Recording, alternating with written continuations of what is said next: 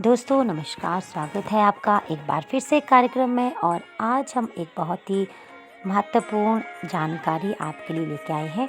आज हम बात करेंगे देवशयनी एकादशी के महत्व के बारे में व उससे जुड़ी एक कथा भी आपके लिए हम लेके आए। देवशयनी एकादशी ब्रह्मा वैवर्त पुराण में देवशयनी एकादशी के विशेष महात्म्य का वर्णन किया गया है। इस व्रत से प्राणी की समस्त मनोकामनाएं पूर्ण होती हैं। ये एकादशी आषाढ़ मास के कृष्ण पक्ष की एकादशी, जिसे योगिनी एकादशी कहते हैं, के बाद आती है। आषाढ़ मास के शुक्ल पक्ष की एकादशी को ही देवशयनी एकादशी कहा जाता है। इसी एकादशी से चातुर्मास का आरंभ माना जाता है। इस अवधि में कोई भी शुभ कार्य जैसे विवाह आदि नहीं किया जाता। मान्यता है कि इस दिन से भगवान श्री हरि विष्णु क्षीर सागर में शयन करते हैं और फिर 4 माह बाद उन्हें उठाया जाता है।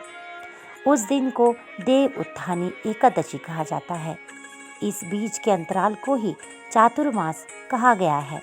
देवशयनी एकादशी को देवशयनी महा एकादशी, थोली एकादशी, हरिदेवशयनी, पद्मनाभा शयनी तथा प्रबोधनी एकादशी भी कहा जाता है। अब हम देवशयनी एकादशी व्रत की कथा सुनाते हैं। धर्मराज युधिष्ठिर ने कहा, हे केशव, आषाढ़ शुक्ल एकादशी का नाम क्या है? इस व्रत के करने की विधि क्या है और किस देवता का पूजन किया जाता है? श्री कृष्ण कहने लगे कि हे युधिष्ठिर, जिस कथा को ब्रह्मा जी ने नारद से कहा था वही मैं तुमसे कहता हूँ। एक बार देव ऋषि नारद जी ने ब्रह्मा से इस एकादशी के विषय में जानने की उत्सुकता प्रकट की। तब ब्रह्मा जी ने उन्हें बताया, सतयुग में मानधाता नामक एक चक्रवर्ती सम्राट राज्य करते थे। उनके राज्य में प्रजा बहुत सुखी थी, किंतु भविष्य में क्या हो जाए ये कोई नहीं जानता। अतः वे भी इस बात से अनभिज्ञ थे कि उनके राज्य में शीघ्र ही भयंकर अकाल पड़ने वाला है। उनके राज्य में पूरे 3 वर्ष तक वर्षा न होने के कारण भयंकर अकाल पड़ा। इस अकाल से चारों ओर त्राही त्राही मच गई। धर्म पक्ष के यज्ञ, हवन, पिंडदान, कथा, व्रत आदि में कमी हो गई। जब मुसीबत पड़ी तो धार्मिक कार्यों में प्राणी की रुचि कहाँ रह जाती है। प्रजा ने राजा के पास जाकर अपनी वेदना की दुहाई दी। राजा तो इस स्थिति को लेकर पहले से ही दुखी थे। वे सोचने लगे कि आखिर मैंने ऐसा कौन सा पाप कर दिया है जिसका दंड मुझे इस रूप में मिल रहा है।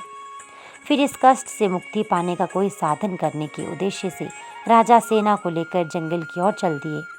वहां विचरण करते करते एक दिन वे ब्रह्मा जी के पुत्र अंगिरा ऋषि के आश्रम में पहुंचे और उन्हें साष्टांग प्रणाम किया। ऋषिवर ने उनका कुशल क्षेम पूछा, उन्हें आशीर्वाद दिया। फिर जंगल में विचरने व अपने आश्रम में आने का प्रयोजन जानना चाहा। तब राजा ने हाथ जोड़कर कहा, महात्मन, सभी प्रकार से धर्म का पालन करता हुआ भी मैं अपने राज्य में दुर्भिक्ष का दृश्य देख रहा हूँ। आखिर किस कारण से ऐसा हो रहा है? कृपया इसका समाधान करें। ये सुनकर महर्षि अंगिरा ने कहा, हे राजन, सब युगों से उत्तम ये सतयुग है। इसमें छोटे से पाप का भी बड़ा भयंकर दंड मिलता है। इसमें धर्म अपने चारों चरणों में व्याप्त रहता है। ब्राह्मण के अतिरिक्त किसी अन्य जाति को तप करने का अधिकार नहीं है, जबकि आपके राज्य में एक शूद्र तपस्या कर रहा है। यही कारण है कि आपके राज्य में वर्षा नहीं हो रही। जब तक वह काल को प्राप्त नहीं होगा तब तक ये दुर्भिक्ष शांत नहीं होगा। दुर्भिक्ष की शांति उसके मारने से ही संभव है। किंतु राजा का हृदय एक नर अपराध शूद्र तपस्वी का शमन करने को तैयार नहीं हुआ। उन्होंने कहा, हे देव, मैं इस निरपराध को मार दूं, ये बात मेरा मन स्वीकार नहीं कर रहा है। कृपा करके आप कोई और उपाय बताएं। महर्षि अंगिरा ने बताया, आषाढ़ माह के शुक्ल पक्ष की एकादशी का व्रत करें। इस व्रत के प्रभाव से अवश्य ही वर्षा होगी। राजा अपने राज्य की राजधानी लौट आए और चारों वर्णों सहित पद्मा एकादशी का विधि पूर्वक व्रत किया।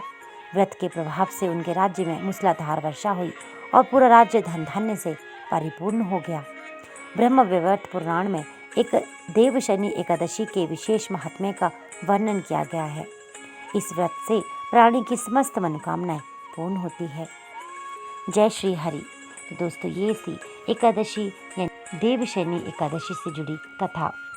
ऐसी ही अन्य कथाएं सुनने के लिए आप हमारे चैनल के साथ जुड़े रहिए। चैनल को लाइक, सब्सक्राइब और शेयर करना बिल्कुल ना भूलिएगा। आपका बहुत बहुत धन्यवाद।